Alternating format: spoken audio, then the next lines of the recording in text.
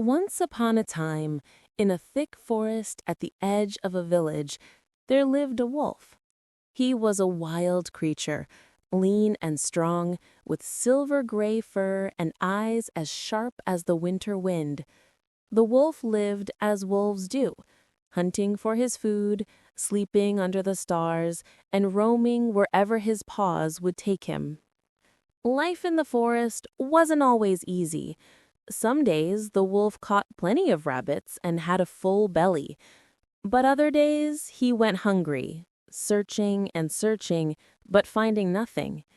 In the winter, when snow covered the ground and prey was scarce, his ribs would show through his fur, and he would feel the gnawing ache of hunger. One evening, as the sun was setting and painting the sky orange and pink, the wolf wandered closer to the village than usual. His stomach was empty, and he hoped he might find something, perhaps a chicken that had wandered from a coop, or scraps left behind by travelers. As he trotted along the edge of the forest, he came upon a dog walking down the road. But this was not just any dog. This was a large, magnificent dog, with glossy fur that shone in the evening light. His coat was thick and healthy, and he looked well-fed and content. A handsome collar adorned his neck, and he walked with a confident, leisurely pace. The wolf stopped and stared. He had never seen such a well-kept creature. Compared to this splendid dog, the wolf felt thin and ragged. "Good evening, cousin," called the wolf, for dogs and wolves are distant relatives. "You're looking remarkably well." "Good evening to you. Yes, I suppose I do look rather fine, don't I?" "Indeed you do," said the wolf, coming a bit closer. "Your fur is so thick and shiny, and you look so healthy and plump. Tell me, how do you manage it? I work hard every day hunting for my food, and still I'm often hungry and cold. What's your secret?" The dog sat down, his tail wagging slightly. "Oh, it's quite simple, really," he said with a pleasant smile. "I live with humans. I have a master who takes very good care of me." "A master?" asked the wolf, tilting his head curiously. "Yes, I live in a warm house with a soft bed by the fireplace. Every day my master gives me delicious food, meat, bones, bread, and sometimes even treats. I never have to hunt or search for my meals. They simply appear in my bowl at regular times. And when it's cold or rainy, I stay inside where it's cozy and dry." The wolf's mouth began to water just thinking about it. Regular meals, a warm place to sleep, no more hungry nights or cold, wet fur. "That sounds absolutely wonderful," exclaimed the wolf. "What do you have to do in return?" "Oh, very little," said the dog, casually. "I guard the house at night and bark when strangers come near. I'm friendly to my master and his family. I wag my tail when they come home. Really, it's quite easy work for such comfort and plenty." The wolf's eyes lit up with excitement. "That's all? Just guard the house and be friendly? Why, I could certainly do that. Do you think your master might take me in too? I would be an excellent guard. I'm much fiercer than you, no offense, and my bark is quite intimidating." "None taken," chuckled the dog. "I'm sure my master would be delighted to have such a strong, capable wolf to help guard the house. Come with me now, and I'll introduce you." The wolf could hardly believe his good fortune. No more hunger, no more cold. He began to walk alongside the dog, already imagining his new life of comfort and ease.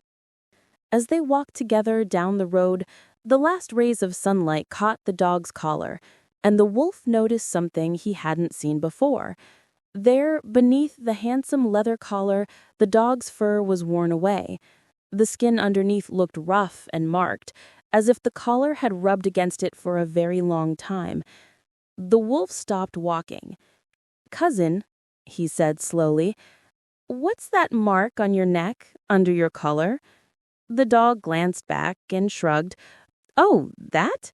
It's nothing. Just where my collar rubs. You get used to it after a while." "Your collar," repeated the wolf thoughtfully.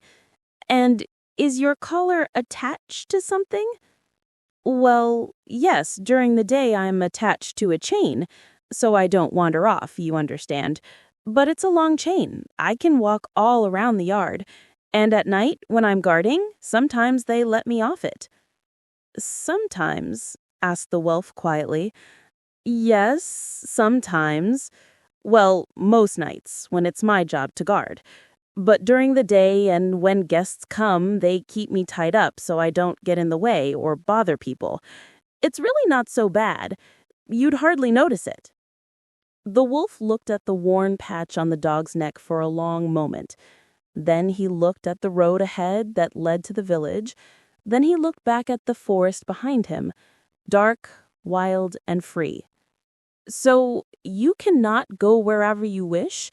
You cannot run through the meadows whenever you please? You cannot chase after rabbits just for the joy of running?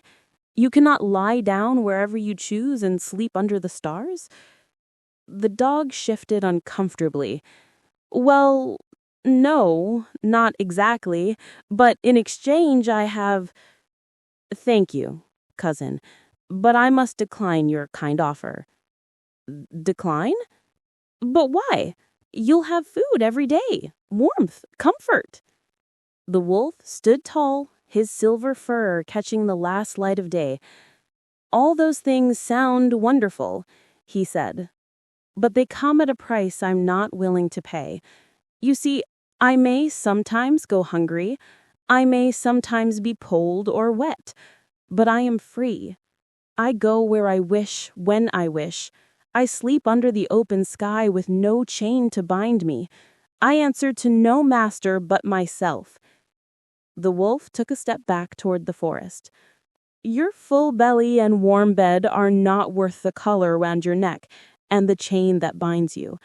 I would rather be hungry and free than well fed and confined." The dog looked at the wolf for a long moment, and something sad flickered in his eyes. Perhaps a memory of a time when he too had run free. But then he shook his head and turned back toward the village. "Well, cousin, we each make our choices. Safe journey to you." "And to you," said the wolf kindly. "Enjoy your dinner tonight." The dog walked toward the village and his warm house, while the wolf turned back toward the forest. The wolf's stomach was still empty, and the night would be cold. But as he trotted into the trees, breathing the free air and feeling the earth beneath his paws, he held his head high. He knew he had made the right choice. Freedom, he understood, was worth more than all the comfort in the world. And so the wolf returned to his wild life, hungry, perhaps, but free.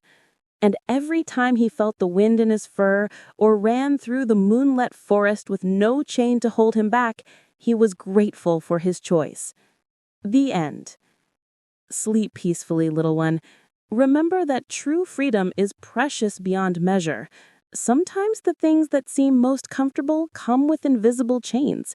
Choose what matters most to your heart and never trade away what makes you truly yourself.